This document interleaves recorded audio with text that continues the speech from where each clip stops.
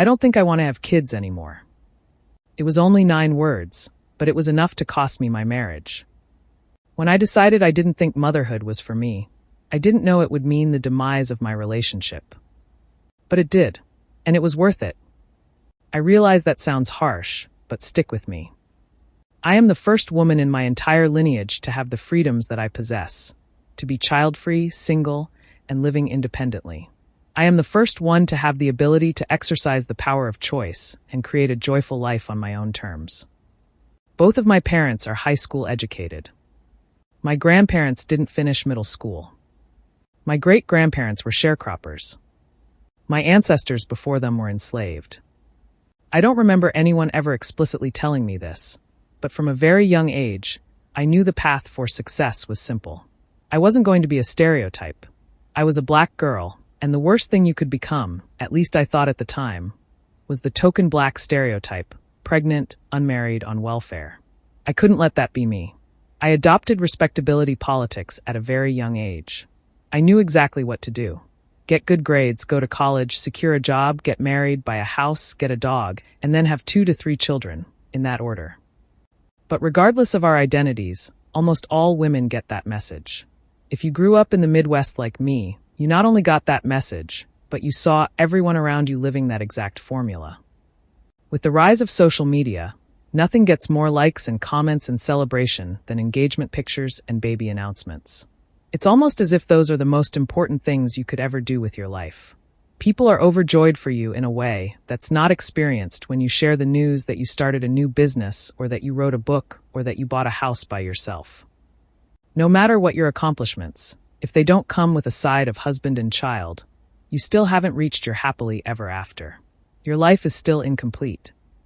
But I wanted a happily ever after, so I followed this plan like I used to follow my printed out Google Maps directions. Proceed to the route and do not make any detours. By the time I was 22, I had graduated from college, secured a stable government job, and gotten married. When I was young and naive, 19 to be exact, I offhandedly agreed to having 4 children. Most people's frontal lobe, the region of the brain responsible for decision-making, problem-solving, impulse control, and personality, among other things, doesn't fully develop until the age of 25. When you consider that, what does a 22-year-old really know about what they actually want for their lives? So I never questioned if I would have children, and I certainly never contemplated if I wanted to be a mother. It simply appeared to me a rite of passage, the thing women did.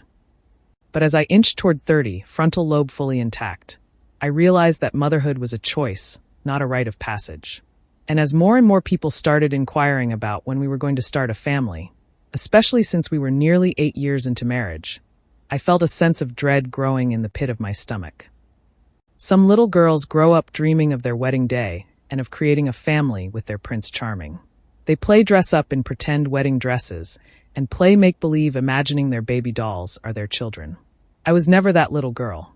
I barely remember playing house, and I definitely wasn't swaddling my baby dolls.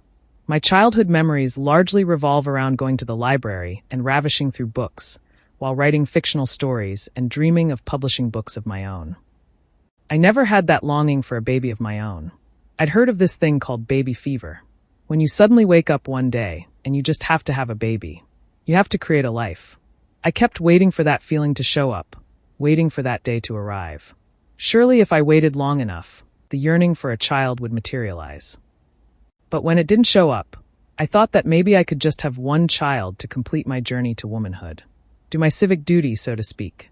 Give my husband at least one child. Definitely not 4, but I thought I could swing one. But even as I thought about birthing one child, I wasn't filled with feelings of joy or excitement. I thought of dirty diapers, sleepless nights, weekends spent going to kids' birthday parties and soccer practices, finding the right schools and worrying constantly about the safety of my child. I felt exhausted at the thought of it all. And the more I thought about it, the more I accepted that having a child isn't a thing you swing. While parenthood is rewarding in a way I don't know personally, I also know that it involves sacrifice, personal time, finances, sleep, quiet. Choosing not to have children in society in which the nuclear family is seen as the standard also involves sacrifice. Potential loss of friends, feelings of isolation as your life veers course from others around you, a smaller dating pool, and even judgment from others. Making difficult decisions often means the loss of something else. Either way, you're going to give something up. We're often deciding what loss we can best live with. And for me, I couldn't fathom the loss of my freedom, my quiet, my weekends laying in bed until 10 a.m. reading a book. I couldn't sacrifice that even for my partner. So my decision not to have a child ended up being a deal breaker for us. So, to everyone's surprise and disappointment, we decided to part ways at the age of 33. And when I say to everyone's disappointment, it was mostly aimed at me. I was the one who had decided that I didn't want to have kids. I was the selfish one. I was the one deemed too concerned about my career and traveling. I was the one deemed cold and uncaring. And while it was challenging and painful and difficult, it was also freeing. I could have stayed and had one child and figured out how to be happy, but I made the more difficult decision. I exercised the power of choice. Ich chose myself. Although we rarely talk about it, sometimes leaving is liberation. Even when it's leaving relationships that are seemingly healthy. When you leave a relationship because of abuse or cheating, people understand.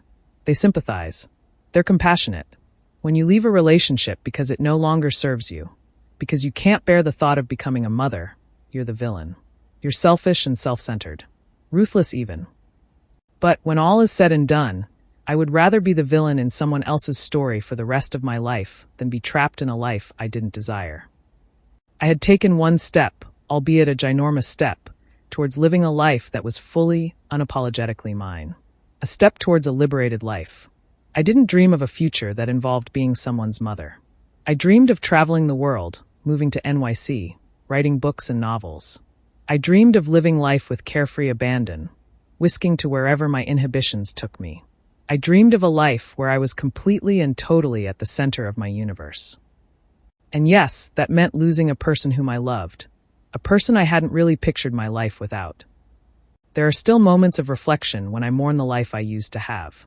The Christmas Eve parties we hosted for our families, our travels across the world, the silliness we shared, the time my ex ate too much food on Thanksgiving and begged us to call 911 while he laid on the floor sweating profusely. Years spent building a life with someone. Sometimes I sit back and imagine what my life would have been if I hadn't left. If I had stayed and had a baby and became a mother. Bought a house and got a dog maybe. When I'm having a hard day or a hard week or a hard year, because yes, those exist, I'm especially drawn to those memories. The memories of a more socially acceptable life, one where I would have never had to explain my choices to people over and over again. The one where no one ever judged me for leaving my relationship and disappointing my ex-husband. A life that people would have understood.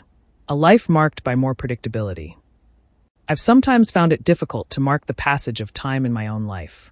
Being untethered, thrilling though it often is, also means being unstuck in time for much of the time. I'm disconnected from nearly every ritual commonly used to mark progress and worthiness. Engagement parties, weddings, baby showers, children's birthdays, children's school years, marriage anniversaries, Mother's Day. The result is that I'm sometimes left with the sensation that time is sliding away. My life is a flat line. Glynis MacNicol, I'm mostly here to enjoy myself. One woman's pursuit of pleasure in Paris. But even when I wake up feeling untethered or as though my life is nothing but a flat line, which isn't often, I ponder on the fact that I know I could have stayed. I could have stayed and made the best of it, and in my heart, I know that it would have been fine. However, I also know that staying would have been self-betrayal. It would have been acquiescing to a life of fine, when I know I wanted more for myself than to just be fine. I wanted a life of joy, a life built firmly on my own terms. The older I get, the more I realize it's not possible to live our most liberated lives without experiencing some form of loss. Whether it be the loss of a relationship or a friendship that no longer aligns, or the loss of an old version of yourself. And with loss always comes grief. But sometimes pain is the gateway to our liberation. It's the price we pay to live the life that feels most authentic. In the words of Nedra Tawwab, choosing yourself will be some of the hardest work you do in life. When I tire of thinking of the what-ifs and the what-could-have-beens, what remains is a deep sense of gratitude. A deep sense of knowing that I'm exactly where I'm supposed to be. A deep sense of joy for the life I get to live. The life I've chosen for myself. On my deathbed, I want to know that I lived a life I desired for myself. not the life other people desired for me.